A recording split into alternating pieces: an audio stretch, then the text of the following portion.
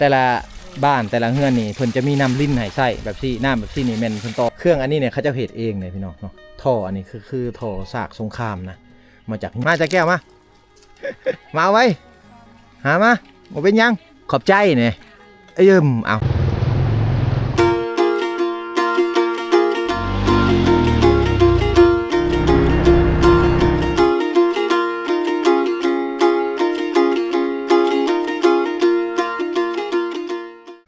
โอ้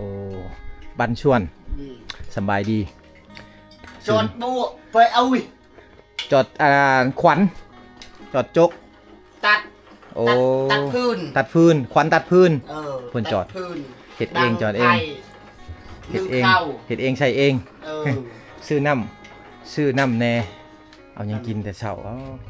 ห้านขายเพิ่นนี่มีสินค้าไทยสินค้าลาวนะราคาเท่าไหร่นี่10,000กีบ10,000ดงสำคัญเดี๋ยวนี้จะน้อยเอาเงินให้เด้อขอถ่ายเนี่ยคักเนาะอยู่ทางในก็มีเครื่องครบหมดเลยมีสบู่มีแฟบพี่น้องเลยเนาะมียาทูแคลนี่อันนี้คือสินค้าไทยนะสินค้าไม่ใช่มันไปซื้ออยู่ตัวเมืองนะซื้อเป็นตัวเมืองอันนี้คือเหล่าเมืองพีนบ่เหล่าบันดงเหล่าขาวเหล่าเมืองนองเหล่าขาวกินซองชำจอกกับเมาเลยเด้ทางนี้จอดเองเห็ดเองฝุ่นนั่งอยู่เนาะทางนี้ใช้รถเวียดเนาะนี่ยานพาหนะเข้าเมืองเวียดนามไปเมืองเซโปนก็ใส่คันนี้ในการเดินทางพี่น้องเป็นรถเวียดนามเลยรถเรียบร้อยของเวียดนามพอเพิ่นนี่จอดขวัญเพิ่นกำลังจอดขวัญที่จะนั่นเอาไปไว้สับฟืนนะนี่ตัวนี้เฮ็ดเองใส่เองมันหักแล้วก็จอดใหม่ไปใส่ใหม่ วิถีชีวิตไทยบ้านพี่น้องก็สิประมาณนี้แหละเฮือนซานปัจจุเขตนี่ก็เป็นเฮือนซานที่ว่าติดภูเลยติดภูติดเชบางเหียงนะนี่ตัวนี้จะเป็นน้ำมันเนาะอันนี้น้ำมันเอสซังแมนเอสซังเวียดอันนี้จะเป็นน้ำมันเอสซังเวียดพี่น้องลิตรเท่าไรแหละขายอยู่นี่ลิตร25,000ก็บ่แพงเนาะเขาเดินทางไปซื้อเนาะมันก็ไกลถือราคาแมนเป็นน้ำมันเวียดพี่น้องเอสซัง91ถ้าว่าเป็นภาษาไทยจะห้องว่า91นะดีเซลป่ะพี่น้องดีเซล91ประมาณนี้เนาะเป็นภาษาไทยนะตัวนี้ลิตร25,000ก็สิประมาณ10,000กับ7 บาทแม่นบ่พี่น้อง7 บาทกับ 10,000 บ่7 บาท 10,000 14 บาทประมาณ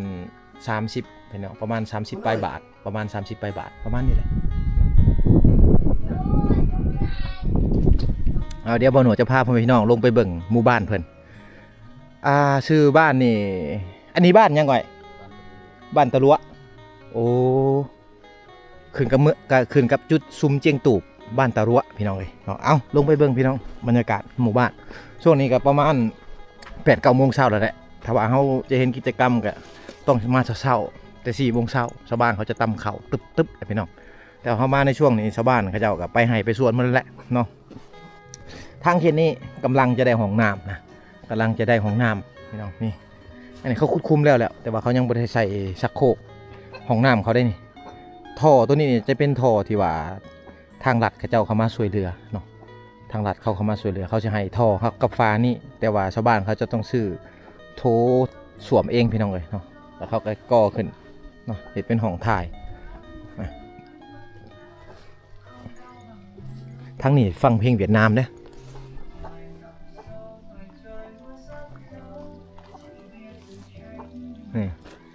เขาจะเข้าใจภาษาเวียดนามนะพี่น้องทางนี้นะเขาจะเข้าใจภาษาเวียดนามภาษาชนเผ่าบรูตี้แต่ว่าภาษาลาวนี่ได้น้อยๆแต่บ่หลายพี่น้องห้องเพลงเวียดนามเฉยอันนี้เฮือนซานเขานี่แม่นเลาะเรียกไปตามนี่เลยนะเฮือนยูเคนี่จะเป็นเฮือนรุ่นเก่าพี่น้องเฮือนรุ่นเก่าชาวบ้านเขาจะอยู่นี่แหละเนาะการหาอยู่หากินของเขาก็พึ่งพาธรรมชาติ 90% คือบนอดว่าวแหละไปหับจ้างให้งานประมาณ 10% ไปเวียดนามแน่เข้าไปเมืองเซโปนไปเมืองวิละแน่พี่น้องเลย เฮามาในช่วงนี้ก็สิคือเห็นชาวบ้านกับเจ้านี่ก็อันนั้นตากแคมไปขายพี่น้องเลยนี่อันนี้คือสินค้าประจำฤดูกาลของชาวบ้านกับเจ้าบ่ว่าจะเป็นทางภาคเหนือภาคใต้ภาคกลางของลาวเฮาจะเห็นหลายเนาะทิวทัศน์ธรรมชาติคือภูเขาและทุ่งนาทรายน้ำพี่น้องเนาะสบายดี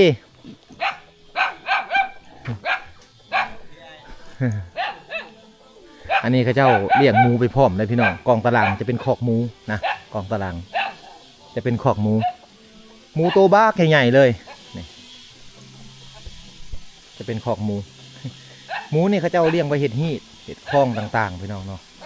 ชัดอยู่นั่นเขตนี่เป็นชัดที่ว่าเขาเจ้าไว้เห็ดหีดแน่ไว้คล้ายแน่พี่น้องเฮือนซานเขาก็คือกับเฮือนซานอยู่ทางเขตภาคใต้ภาคเหนือเนาะทางนี้เขาจะบ่ได้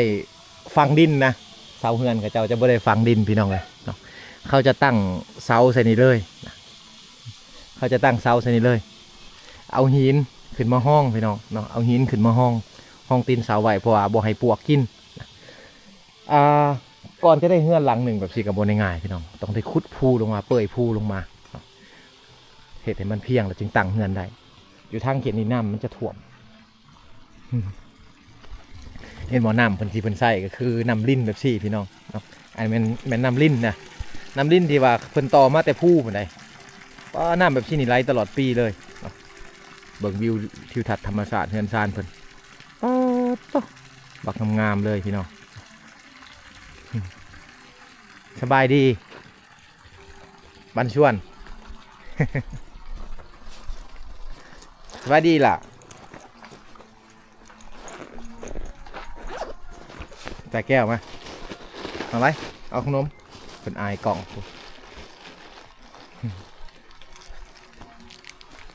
เอาให้เพื่อนเนี่ยจะเป็นอายแล้วบ่เอาให้เราเลยเด้อเราอายกล่อง จ้า อันนี้คือเมื่อก่อนยังบ่มีสัญญาณโทรศัพท์นี่การสื่อสารโลกภายนอกนี่ก็คือจานดาวเทียมพี่น้องแบบซี่แหละจานดาวเทียมแบบซี่แหละที่ว่าชาวบ้านเขาเจ้าใช้นะเบิ่งทีวีเบิ่งโทรทัศน์จานแบบซี่เบิ่งช่องเวียด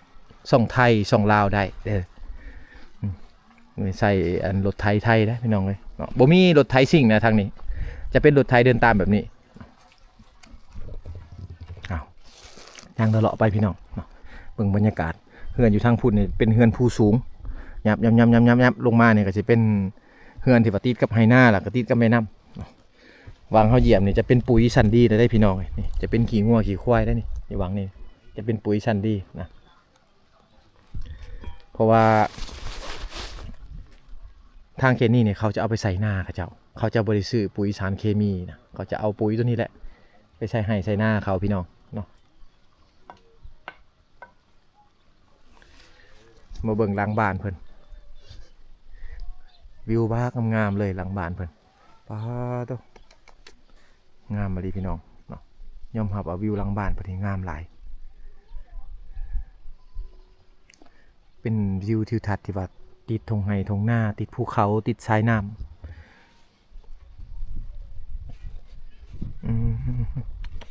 คักอะลีพี่น้องเนาะนี่ภูเขาทั้งภาคพวกนั้นเนี่ยจะเป็นภูเขาหินบูนเด้อถ้าว่าเฮาสิข้ามไปภูเขานั่นเนี่ยจะต้องได้ข้ามซีบางเฮียงพี่น้องเนาะทางภาคพวกนั้นจะเป็นแม่น้ำซีบางเฮียงนะแต่ว่าจะข้ามก็ต้องได้ข้ามแม่น้ำไป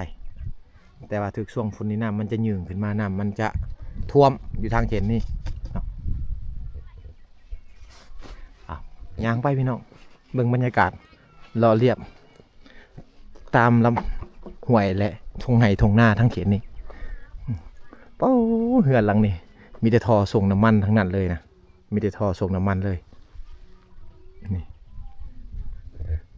อันนี้คือเจ้าของเฮือนบ่อยู่แหละพี่น้องเลยเพิ่นไปหายไปสวนแหละเพิ่นเอาคันไดขึ้นเด้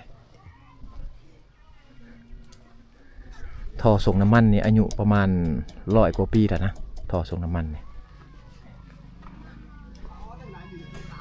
เจ้าของเฮือนบ่อยู่เพิ่นไปหายไปสวนแหละเพิ่นเอาคันไดขึ้นแบบสิ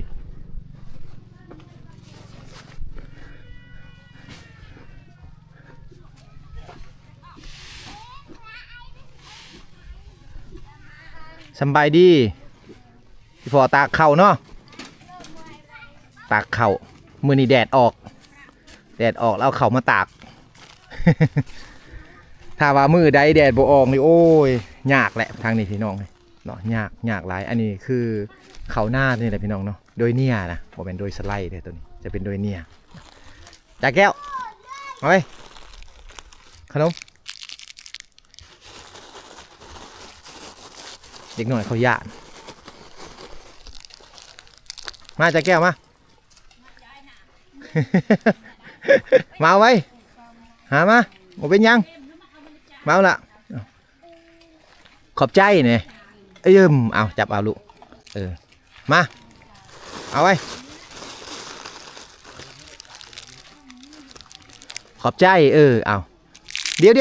มาพี่ก่อนโอ้อันนี้นี่อันนี้คือการละลิ่นของเด็กน้อยค่ะเจ้า ของลูกของหลานอยู่ในช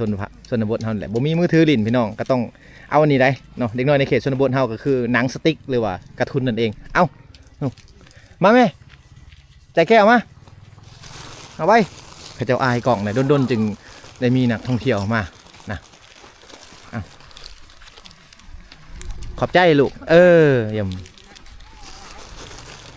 บางคนอาจจะบริทำสื่อทำเสียงพี่น้องเพราะว่าทางเขตนี้เขาเจ้าบอกเป็นภาษาลาวแน่นะขอบใจเอา จักแก้วเอาขอบใจเนี่ยกำเอิญกำเอิญก็คือขอบใจแหละภาษาเวียดทางนี้จะเป็นภาษาเวียดหลายเนาะเอาอันนี้ล่างถ้วยเนาะล่างถ้วยล่างห่วงพี่น้องเลยใส่น้ำติดต่อมาหัวผู้แหละ นี่เบิ่งเพิ่นเฮ็ดตัวน้ำสะอาดน้ำมาแต่ผู้เบื่อยเป่งแบบซี่เลยน้ำนี่ไหลตลอดปีบ่ตลอดเลยใช้ได้ตลอดปีพี่น้องน้ำเลย คนล่างถ้วยล่างบ่วงแบบอยู่ในนี้เลยเหรอได้สบายเนาะมีน้ำใส่อยู่ไฟฟ้าก็มีแล้วสัญญาณโทรศัพท์ก็มีแล้วยากก็คือทางเข้ามาเนาะ แต่ว่าทางเขตนี้มีซุกซาลาเนาะมีห้องหมอหน่อยเนาะอยู่ทึ่งมันบ่แต่ใครอยู่เพิ่นยังมีซุกซาลาพี่น้องอันนี้คือเพิ่นล้างถ้วยล้างบ่วงอาบน้ำอยู่นี่น้ำกินก็อยู่นี่บ่โอ้งวยเดอะก็อยู่นี่เปยเดอะอยู่นี่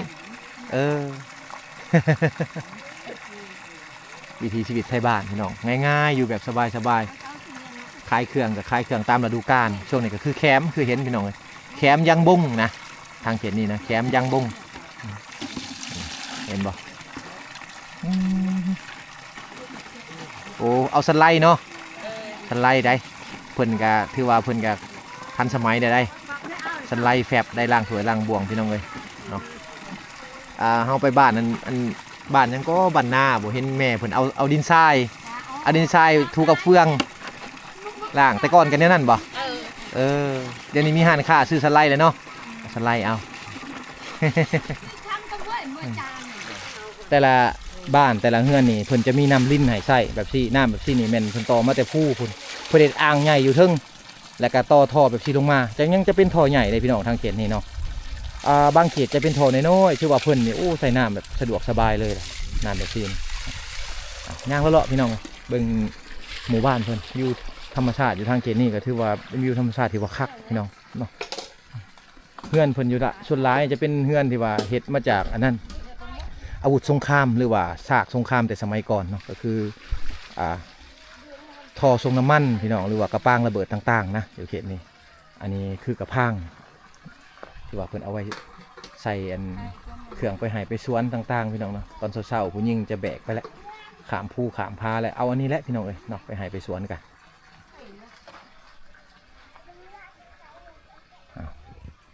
มาฮอนนี่ก็ไกลจะสุดแล้วพี่น้องขึ้นไปนั่นก็จะเป็นอีกเฮือนอีกหลังนึงเนาะ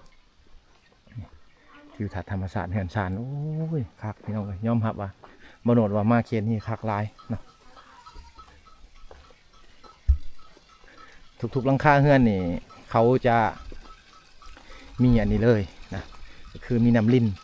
นี่เขาจะปล่อยไว้ตลอดพี่ แล้วก็ปล่อยไว้ไปเลยพี่น้องเลยเนาะถ้าว่าบางเขตนี่เขาเจ้ามีน้องสระนี่เขาเจ้าเลี้ยงปลาได้พี่น้องเลยเนาะปล่อยน้ำลงน้องเลี้ยงปลา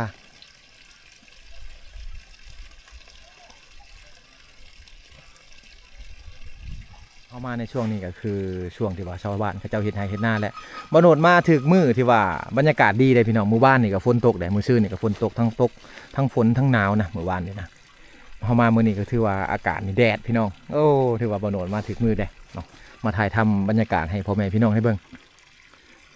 อันนี้ก็คือบริเวณเฮือนซานพี่น้องเลยเป็นเฮือนซานหลังบ่ใหญ่น้อยๆเนาะอยู่กันประมาณ5-6 คนบางครอบครัวก็10 คนนะเฮือนซานอยู่ทางเขตนี้เป็นเฮือนซานแบบดังเดิมก็คือนี่ชาวบ้านเขาเจ้านี่จะมีงานฝีมือนะพี่น้องก็คือการตีผ้าตีมีดต่างๆเราสังเกตได้เห็นเลยนี่อันนี้ก็คือเครื่องเป่าลมพี่น้องตัวนี้จะเป็นเครื่องเป่าลมของชาวบ้านเขาเจ้านี่เห็นปะโอ้นี่เวลาเขาจะตีผ้าเนี่ยเขาจะเอาเครื่องเป่าลมนี้เนาะใส่ไฟนี่เนาะเป่าให้ไฟมันลุกพี่น้องเห็นปะเนาะเครื่องอันนี้เนี่ยเขาจะเฮ็ดเองเนี่ยพี่น้องเนาะท่ออันนี้คือท่อซากสงครามนะมาจากยนต์มาจากเครื่องบินนะพี่น้องเลยเนาะเครื่องเป่าลมแบบบูฮานนี่ครับพี่น้องเลยเนาะนี่วังพนตีกันอยู่วังนี้พี่น้องอันนี้คือทางดังนะทางดังเห็ดมาจากลูกระเบิดเด้ออันนี้เห็ดมาจากลูกระเบิดอยู่ทางนี้จะมีหลายเครื่องตีผ้าแบบสีจะมีหลายพี่น้องเนาะ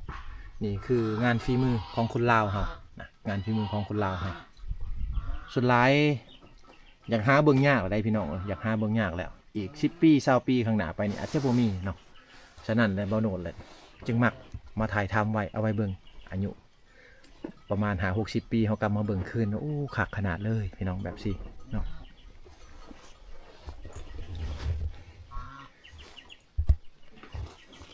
นี่ถึงว่าจะมีเครื่องสีเข่าเนาะแต่ว่าคนในเขตนี่เขาก็ต้องได้สอนให้ลูกให้หลานเขาเจ้าตำเข่าพี่น้อง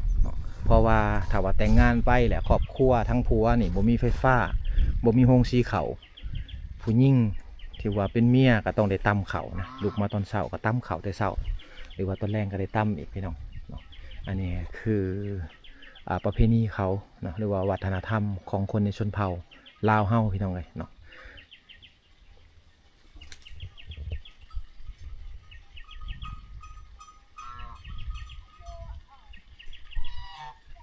เฮาย่างลงมานี่แม่นเป็นบ้านที่ว่าอยู่ลุ่มๆพี่น้องเลยบ้านเพิ่นอยู่เทิงผมก็มีเนาะบ้านเพิ่นอยู่เทิงพุ่นตามเส้นทางโฮจิมินห์ในหมู่บ้านนี่พี่น้องตามเส้นทางโฮจิมินห์ย่างขึ้นไปเบิ่งบรรยากาศข้างเทิงพี่น้องบัดนี้ อาจ้อคือเขาขึ้นมาคือเห็นพี่น้องบรรยากาศมันก็จะเปลี่ยนไปเลยเราได้เขาขึ้นมาทางนี้เขาจะเบิ่งมุมสูงของหมู่บ้านเขาเจ้านี่โอ้คักขนาดนี่คือมุมสูงของไทยบ้านเขาเจ้าถ้าว่าถึงช่วงฝนบางช่วงบางฤดูกาลน้ำมันจะท่วมพี่น้องอยู่ทางเขตนี้แต่ว่าด้นๆมันจะท่วมเท่านึงเนาะชาวบ้านเขาจะว่าเขาอยู่ได้พี่น้องเขาอยู่ได้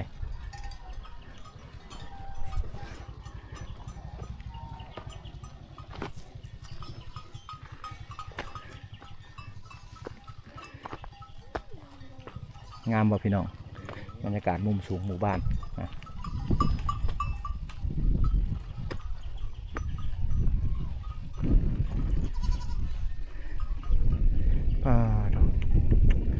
มาในมุมนี้แม่นเฮาจะเห็นหมดหมู่บ้านเลยพี่น้องเนาะที่ว่าเขาเจ้าตั้งเฮือนอยู่ดุมนั้น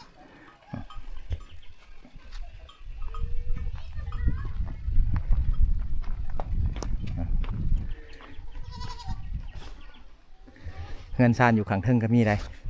เพราะว่าเฮือนเขาเจ้านี่แม่นอยู่รอเรียบตามเส้นทางที่จะเข้าไปเวียดนาม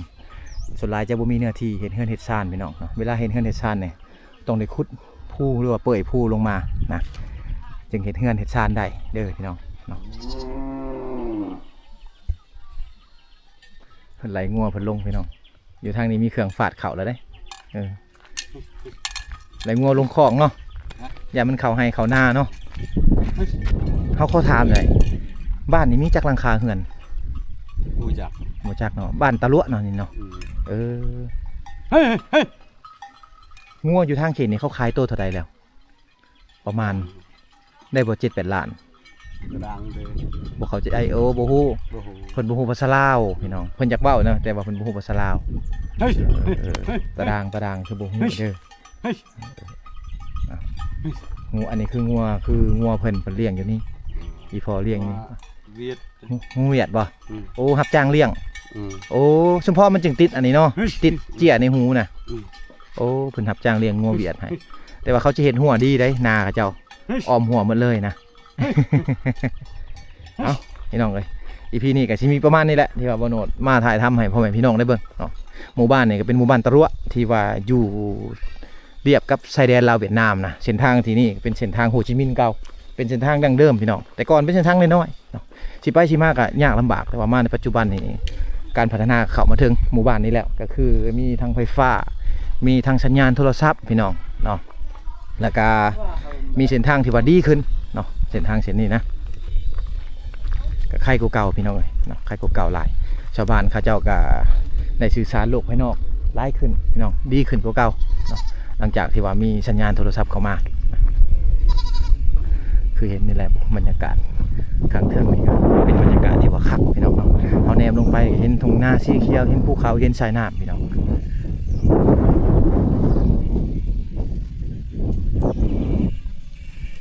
จุดนี้ก่อนเฮาสิจะมาฮอดได้ก็บ่ได้ง่ายได้พี่น้องเนาะถ้าว่าถึงช่วงฤดูฝนแม่นเข้ามาบ่ได้เลยแหละเนาะจุดนี้นี่เข้ามาบ่ได้เลยถือว่ายากช่วงนั้นเส้นทางเข้ามาก็คือเห็นพี่น้องเลยดินถล่มดินเจือนเนาะตัวนี้จะเป็นคอกงัวเพิ่นคอกงัวคอกแบะพี่น้องเขาจะเลี้ยงอยู่นี้อันนี้คือปุ๋ยแต่เขาจะบริขายนะปุ๋ยตัวนี้เขาจะเอาลงให้หน้าเขาเจ้าพี่น้องส่วนหลายชาวบ้านเขาเจ้าจะบ่ได้ซื้อปุ๋ยสำเร็จรูปเนาะมาใส่หน้าเขาจะเอาอันขี้งัวขี้ควายแบบนี้แหละพี่น้องเอามาใส่ให้หน้าเขาเจ้านะเห็นปะแม่เลยของเขาจะบริขาย ช่วงเขาที่เห็นหน้าแล้วเขาจะส่วนนะส่วนไปใส่หน้าเขาเจ้าเป็นปุ๋ยโมเมนต์ปุ๋ยเคมีเลยพี่น้องจะเป็นปุ๋ยออร์แกนิกสำหรับเห็ดหน้าใส่สวนพักต่างๆใส่ผลปลูกต่างๆก็คือมูลสัตว์พี่น้องหรือว่าขี้งัวขี้ควายเนาะ